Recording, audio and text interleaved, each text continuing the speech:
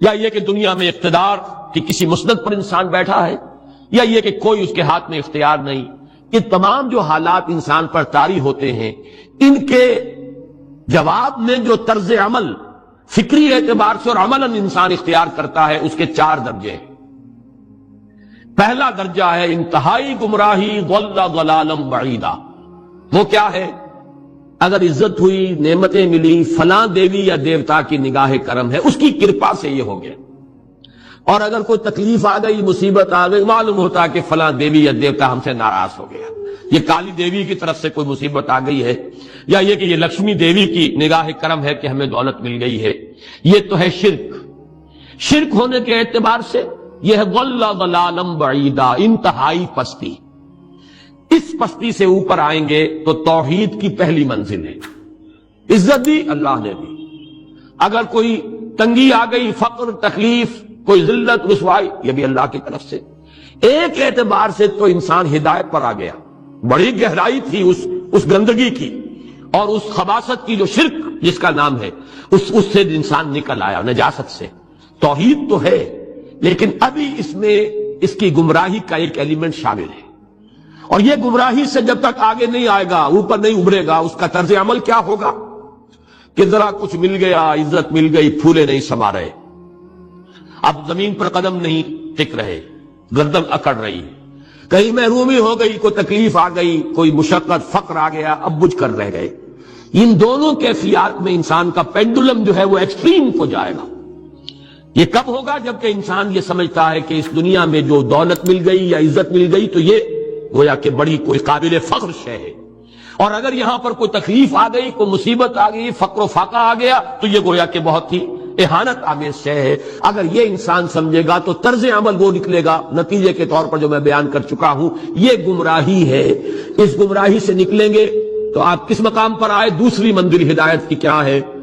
نہ یہ عزت ہے نہ یہ ذلت ہے، دونوں حیثیتیں برابر ہیں کہ یہ امتحان ہے. اسی لیے ان دونوں آیتوں میں ایک لفظ قدر مشترک ہے، اذا مبتلاہ فاما الانسان اذا مبتلاہ ربہ فاکرمہ ونعمہ.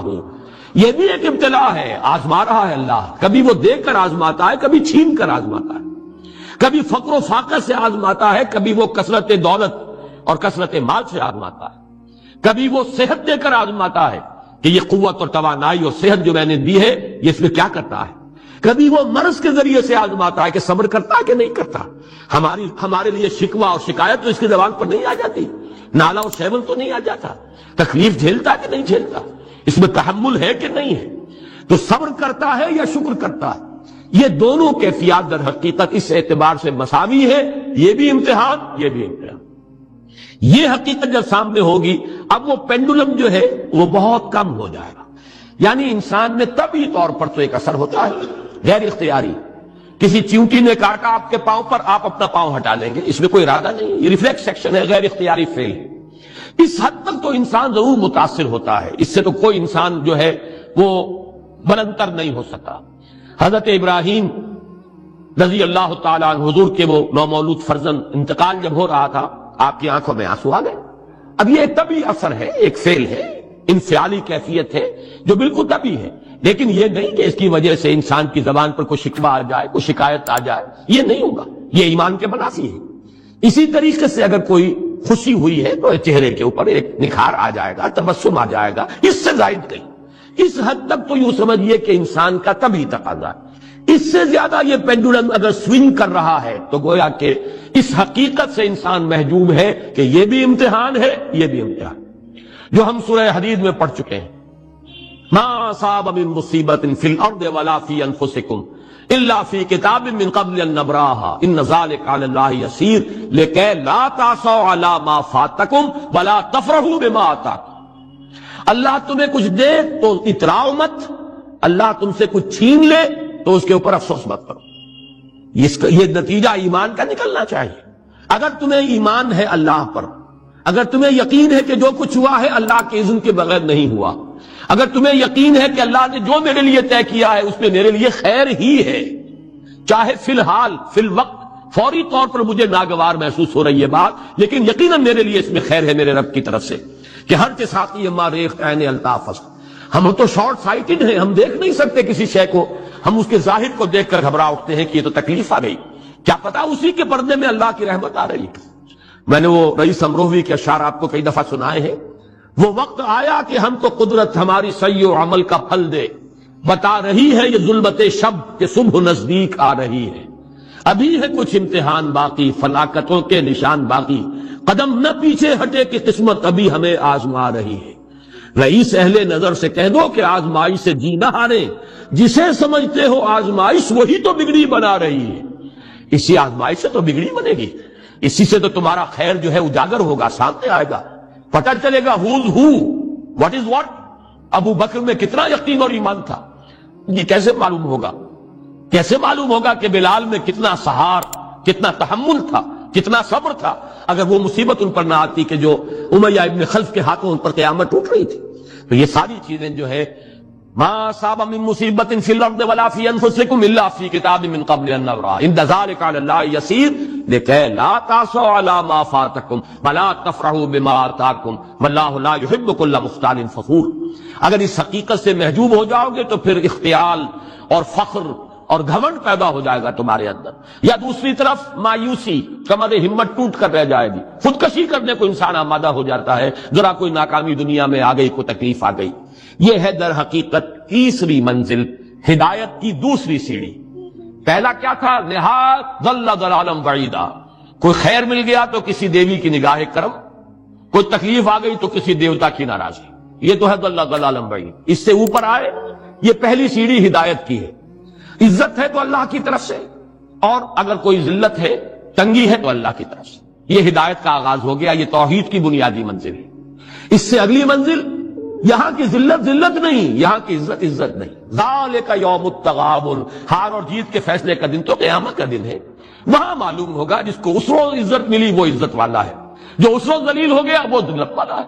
یہ تو امتحان ہے، دار الامتحان ہے، خلق الموت والحیات لیبلوکم ایکم احسن عملا، یہ تو دار الامتحان ہے، امتحان ہونے کے ناطے دونوں برابر ہیں۔ اس سے اوپر ہے ایک چوتھی منزل، ہدایت کی تیسری منزل۔ وہ کیا ہے؟ عام طور پر انسان یہ سمجھتا ہے کہ یہ جو آزمائش ہے تنگی کی اور فقر و فاقہ کی، یہ سختر آزمائش ہے، اور نعمتوں کی بارش ہو تو یہ آسان آزمائش۔ یہ بھی ابھی گمراہی کا ایک پرت جو ہے اس کی باقی ہے۔ ابھی ہدایت کا جو کامل جو ہوگا انکشاف، وہ کب ہوگا؟ جب انسان اس حقیقت کو جان لے کہ جہاں وسعت ہو، دس از دی رے آف ہوپ۔ یہ امت قرآن سے اپنا تعلق توڑ بیٹھی ہے، اور نمبر دو ہے وہی سرمایہ داری بندہ مومن کا دین، یہ بھی سرمایہ پرست بن چکا ہے، دولت کا پجاری بن چکا ہے۔ یہ میرے لیے رے آف ہوپ ہے۔ مادہ پرستی، دولت پرستی، سرمایہ پرستی، زر اندوزی، وَإِنَّهُ لِحُبِّ الْخَيْرِ لَشَدِيدٌ، ان دو لعنتوں کے اندر یہ مبتلا ہے۔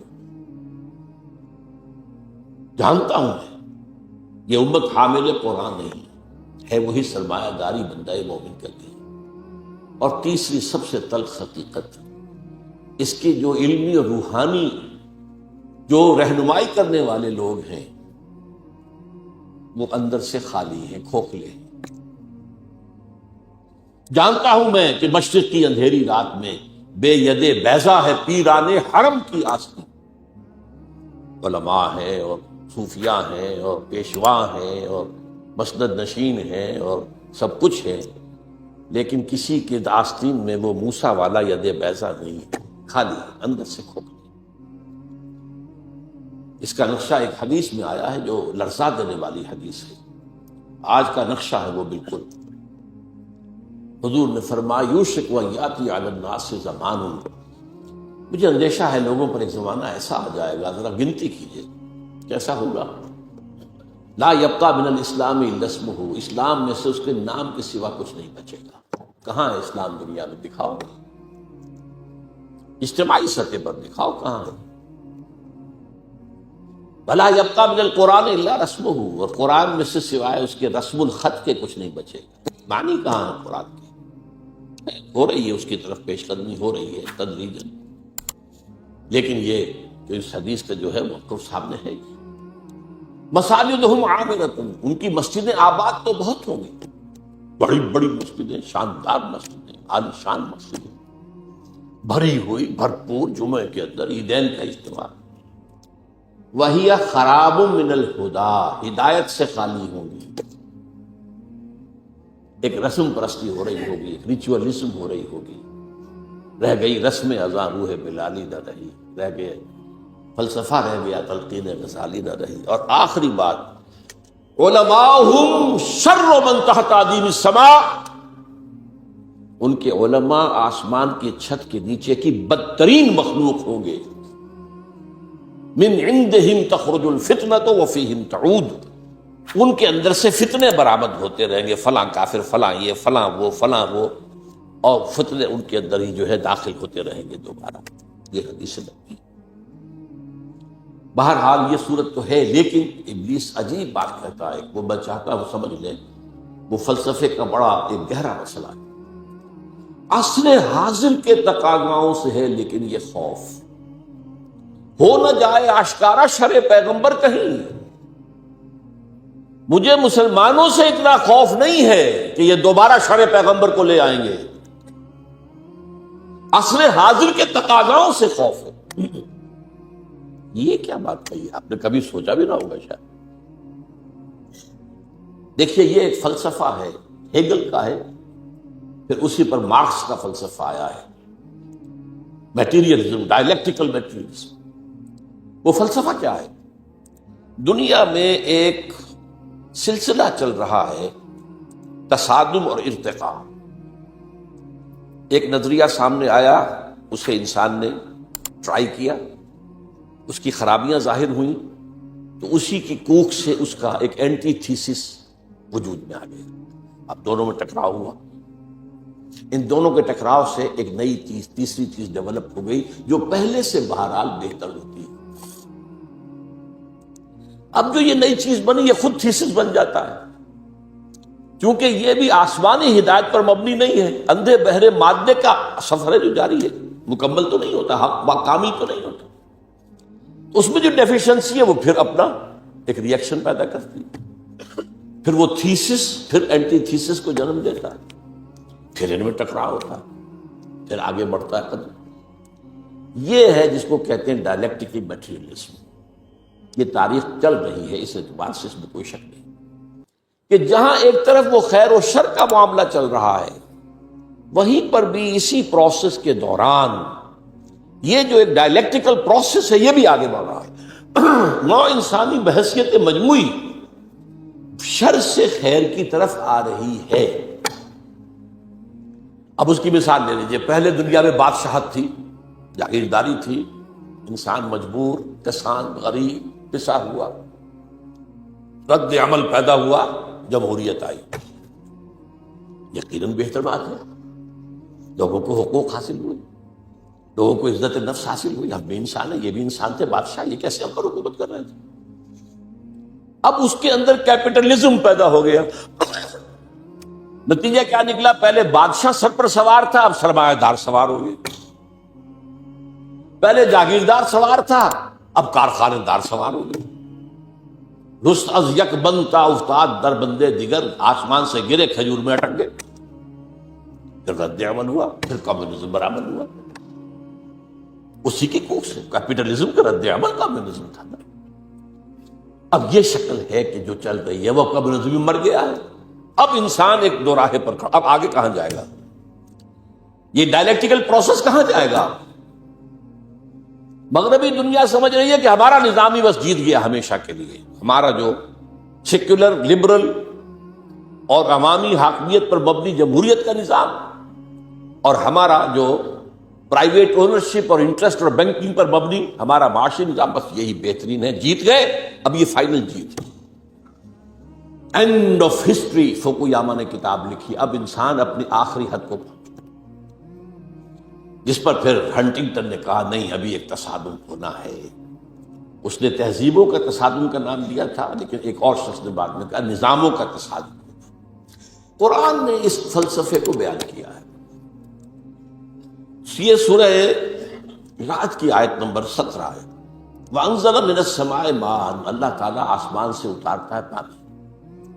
فسالت اودیۃ بقدرها، تو تمام وادیاں بہہ نکلتی ہیں. چونکہ پہاڑی علاقہ تھا نا حجاز کا، اب بارش جب ہوتی ہے تو پہاڑوں پر سے پانی نیچے اتر کر وادی میں آتا ہے. جو وادی سوکھی پڑی ہوتی ہے وہ ایک گویا کہ نالا بن جاتی ہے، ایک دریا بن جاتی ہے.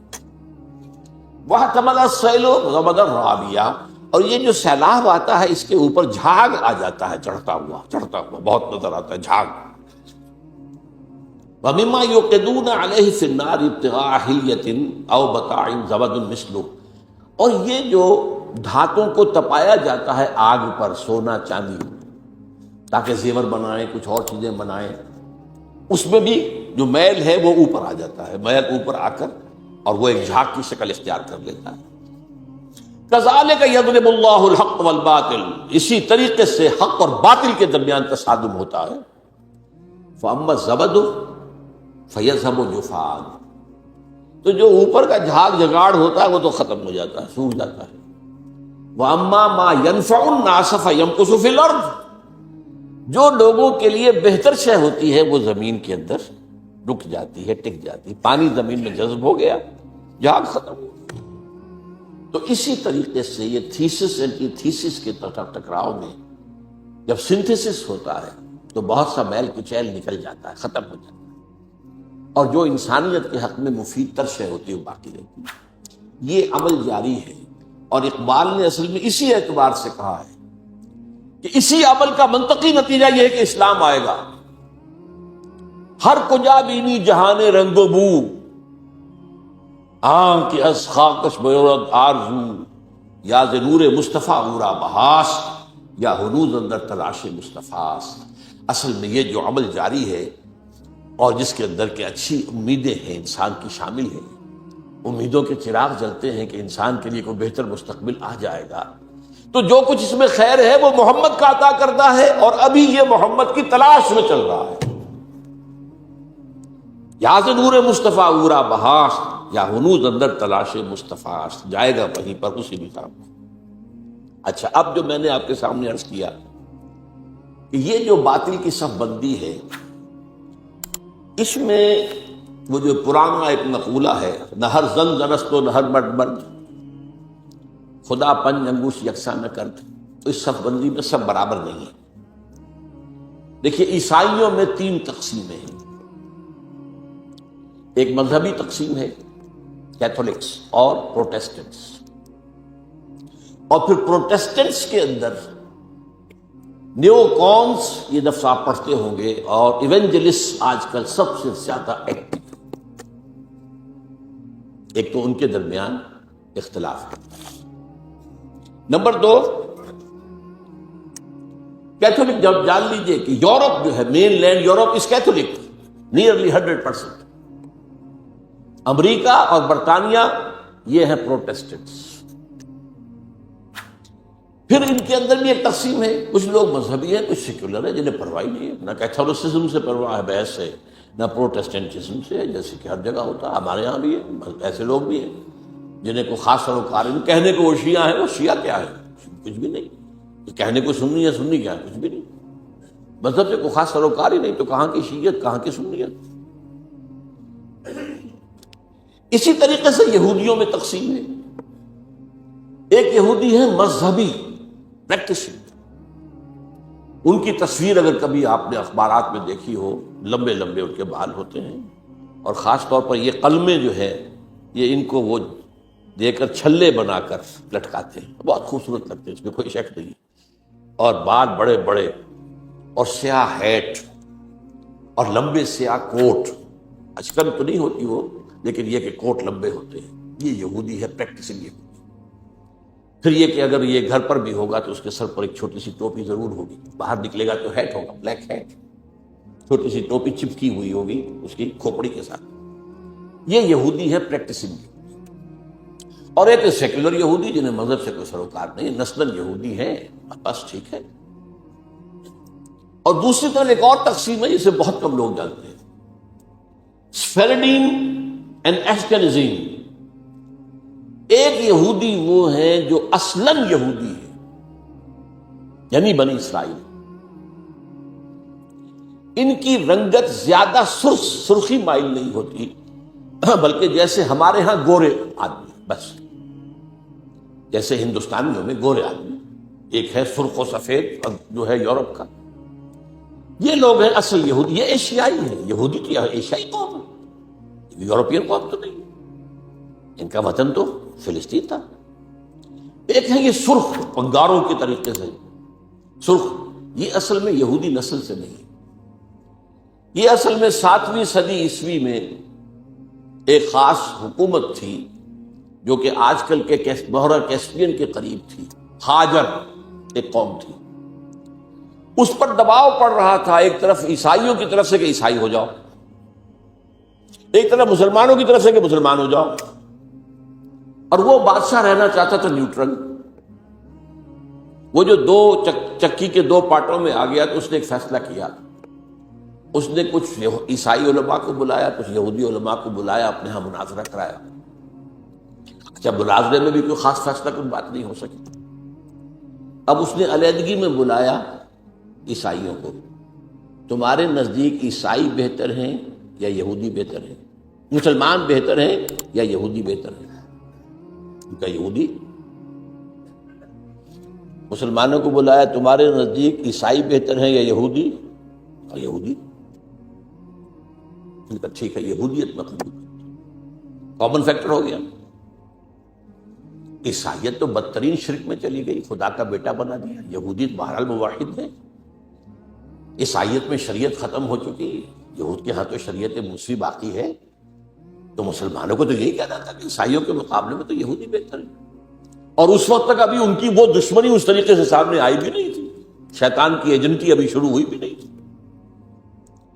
تو اسی طریقے سے اب عیسائی اولڈ ٹیسٹمنٹ کو مانتے ہیں، وہ تو ساری یہودی ہے، حضور تو بعد میں آئے ہیں، قرآن مجید سے تو واقف ہی نہیں، تو انہوں نے کہا یہودی، انہوں نے کہا یہ، اس نے یہودیت اختیار کی۔ یہ قوم ہے جو اس وقت زیادہ چھائی ہوئی ہے، اور یہ بنیادی طور پر سیکولر ہے، اور اسی میں صہیونی تحریک جو ہے، صہیونی زائنسٹ موومنٹ، اس کی they are not really بنی اسرائیل، they are not the progeny of Jacob علیہ السلام، حضرت یعقوب کی نسل سے نہیں، یہ ترک نسل ہے، یہ یوں سمجھیے کہ یاجوج ماجوج کی جو نسلیں ہیں ان میں سے ایک نسل ہے، اور یہ جو ہے وہ جو سرخ و سفید رنگت کے لوگ ہوتے ہیں یہ ان میں سے ہیں۔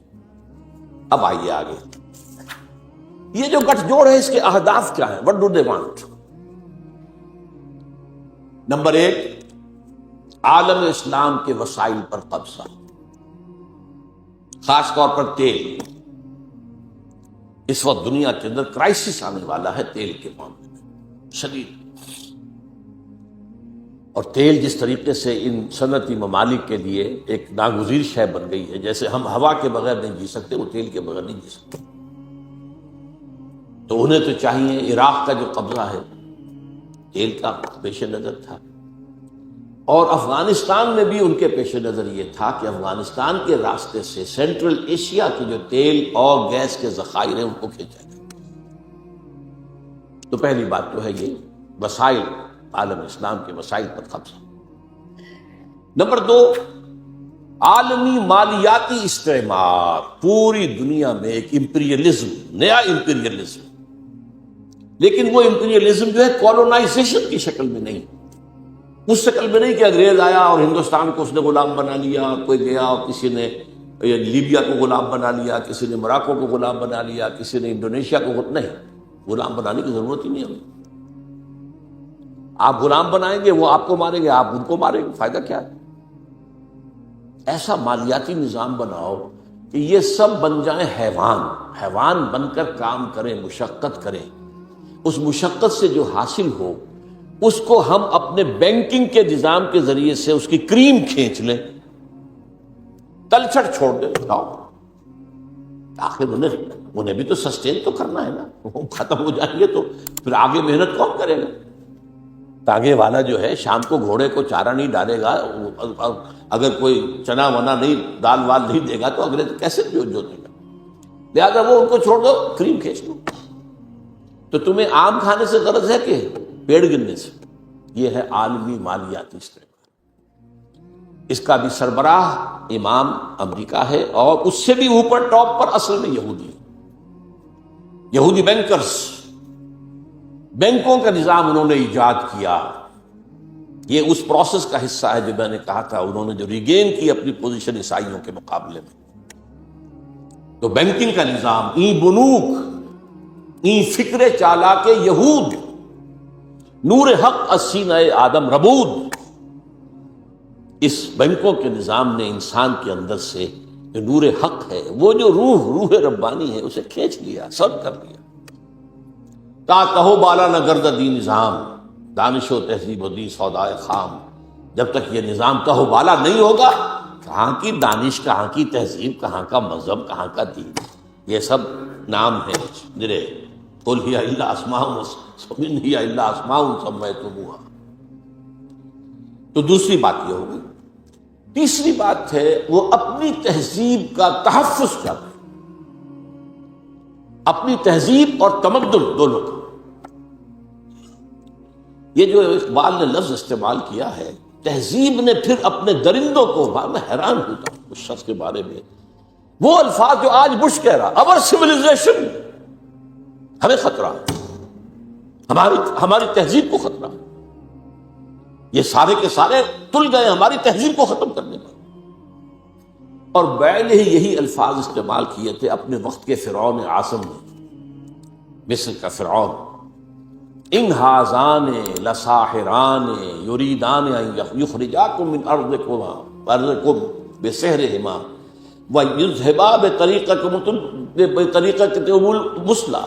یہ جو موسیٰ اور ہارون آ گئے نا، یہ دو جادوگر ہیں، یہ چاہتے ہیں اپنے جادو کے بل پر تمہیں اپنے ملک سے بے دخل کر دیں اور تمہاری مثالی تہذیب کو ختم کر دیں۔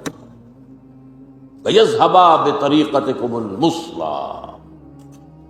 آج در حقیقت وہ چاہتے ہیں کہ اپنی اس تہذیب اور تمدن کا اور اپنے نظام کا، خاص طور پر مالیاتی نظام، وہ سارا معاملہ جو مالیاتی استحصال کا ہے وہ تو اسی پر تو مبنی ہے۔ مالیاتی نظام ختم تو ختم،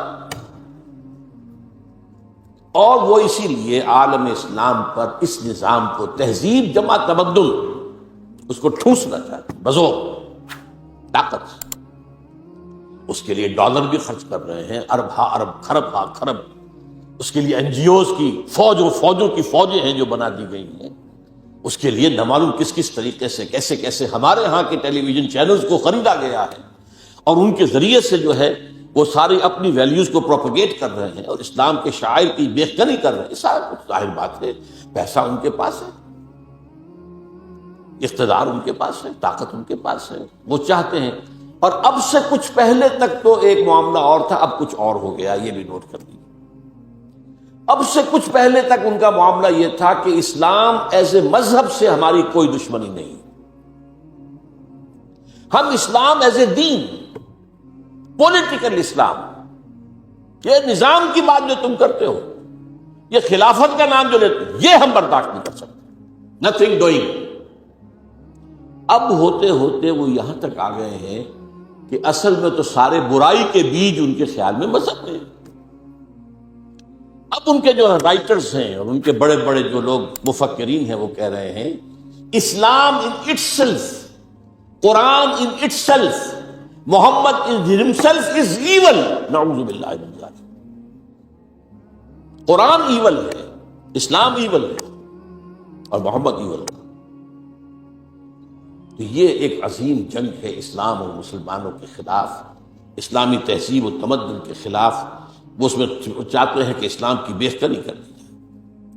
نمبر 4 یہ اسلام کے احیاء کے عمل کو ہر قیمت پر روکنا ہے، ایٹ اینی کاسٹ، کم وٹ میں، جہاں بھی سر اٹھائے گا کچل دیں۔ یہ ان کا چوتھا ہدف۔ 5واں، یہ ذرا لمبی سی بات ہے تھوڑی سی، یہ ہے ایک علاقائی پروگرام۔ ایک بہت بڑی جنگ ہونی ہو تو ہو، اور ہو جائے اور جلد از جلد ہو جائے، آرمیگیڈون، نتیجے میں گریٹر اسرائیل قائم ہو جائے، تاکہ پوری دنیا میں جو ڈائسپورا میں ابھی اسرائیلی پھیلے ہوئے ہیں وہ آ جائیں یہاں۔ مسجد اقصی اور گنبد صخرہ گرایا جائے۔ تھرڈ ٹیمپل حضرت سلیمان کا بنایا ہوا معبد تیسری مرتبہ تعمیر کیا جائے، اس میں حضرت داؤد کا تخت لا کر رکھا جائے۔ وہ تخت آج بھی موجود ہے، ویسٹ منسٹر ایبے، برطانیہ کی پارلیمنٹ کے ساتھ جو چرچ ہے اس میں وہ رکھا ہوا ہے۔ وہ ایک پتھر تھا جس پر حضرت داؤد علیہ السلام کو بٹھا کر ان کی تاج پوشی کی گئی تھی، وہ رہا ہے، ہیکل کے اندر موجود رہا۔ وہاں سے ٹائٹس رومی لے گیا سن 70 میں اسے، روم سے گیا آئرلینڈ سے آیا اسکاٹ لینڈ سے آیا برطانیہ، اب وہ وہاں موجود ہے۔ اور برطانیہ میں بادشاہ ملکہ کی کورونیشن جو ہوتی ہے اسی پتھر پر بٹھا کر ہوتی ہے۔ جب وہ آ جائے گا تو یہ چیزیں تو مشترک ہیں ان کے درمیان۔ آرمگیڈون، گریٹر اسرائیل، تمام دنیا سے اسرائیلیوں کو لا کے آباد کر دینا، اور ٹیمپل آف دی ماؤنٹ کی تعمیر اور اس کے لیے مسجد اقصی اور گنبد صخرہ کو گرا دینا، اور تھرون آف ڈیوڈ لا کے رکھ دینا۔ اس کے بعد عیسائیوں کے نزدیک حضرت مسیح نازل ہوں گے اور اس تخت پر بیٹھ کر دنیا پر حکومت کریں گے۔ یہاں ہمارا ان کا عقیدہ کچھ آ کر مل جاتا ہے، اور اس یہودیوں کے نزدیک ان کا جو مسیحا جس کے وہ منتظر ہیں وہ آئے گا، جس کو ہم کہیں گے دجال، المسیح الدجال، ان کا مسیحا جھوٹا، وہ آ کر بیٹھے گا اور وہ دنیا پر حکومت کرے گا۔ یہ ہیں ان کے اہداف۔ اب دیکھیے میں تھوڑی تھوڑی تقسیم آپ کو بتا دوں۔ اس کے بعد کیتھولک یہ چاہتے ہیں کہ فلسطین میں ایک کیتھولک ریاست قائم ہو جائے، یہاں فرق ہے اب ان میں۔ یہودی چاہتے ہیں کہ اسرائیلی ریاست قائم ہو جائے۔ اچھا، کیتھولکس اور یورپینز اتنے زیادہ پرو یہودی نہیں ہیں جتنے کہ پروٹیسٹنٹس اور ایونجلسٹ اور نیوکونز ہیں برطانیہ اور امریکہ۔ ان میں تھوڑے فرق جو ہے اس اعتبار سے رہتے ہیں۔ اب یہی وجہ دیکھیے کس قدر زمین و آسمان کا فرق ہوا۔ عراق کی جنگ کے لیے کوئی بڑا کولیشن نہیں بن سکا، امریکہ ہیڈ ٹو گو الون، زیادہ زیادہ برطانیہ نے کچھ تھوڑا سا جو ہے وہ آسٹریلیا وغیرہ نے ساتھ دے دیا، باقی یہ جرمنی، فرانس، اسپین، کسی نے ساتھ نہیں دیا۔ اس لیے کہ وہاں کا معاملہ کیا تھا، عراق میں اصل میں دو چیزیں تھیں، تیل، اس کا سارا تعلق امریکہ سے تھا، اور نمبر 2 اسرائیل کی پروٹیکشن، جس سے یورپ کے جو عیسائی ہیں انہیں بہت زیادہ دلچسپی نہیں ہے، وہ اس طریقے سے ان کے غلام نہیں ہے بے دام جیسے کہ پروٹیسٹنٹس، وہ شامل نہیں ہوتے۔ یعنی کیوں، سمجھنے کی بات ہے، کیا وجہ ہے؟ یہی وجہ ہے، آپ نے دیکھا جو پہلی جنگ ہوئی تھی خلیجی، جب ختم ہوئی ہے تو جنرل شارس کرافٹ اس نے صاف کہہ دیا تھا، we fought this war for the defence of Israel. اور اب جیسے ہی اس جنگ کے اندر جیسے ہی فال آف بغداد ہوا، شیرون نے بدماش نے کہہ دیا تھا کہ ان قریب عراق پر ہمارا قبضہ ہوگا۔ اس سے اندازہ ہو جاتا ہے آپ کو کہ یہ جنگ کیا تھی، چونکہ اس جنگ کے ہدف یہ 2 تھے، لہذا یورپ اس میں نہیں ہے۔ یہ سمجھنے کی بات ہے، کیا ہو رہا ہے، کیوں ہو رہا ہے، کس لیے ہو رہا ہے، یہ فرق کیوں۔ افغانستان کا معاملہ اس کے برعکس ہے، وہاں اسلام نے سر ابھارا تھا، اسے کرس کرنا، یہ سب کے نزدیک متفق آ گئے۔ تاریخ انسانی کی عظیم ترین کولیشن بن گئی، عظیم ترین۔ اس کے لیے اپنے ہاں کی رائے عامہ کو ہموار کرنے کے لیے اپنے ٹوئن ٹاورز خود گرائے بدماشوں نے، تاکہ غیظ اور غضب پیدا ہو جائے امریکی قوم کے اندر، اور وہ ہر طرح کی ہماری دولت جو ہے سینکشن کرنے کو تیار ہو جائے جنگ کے لیے۔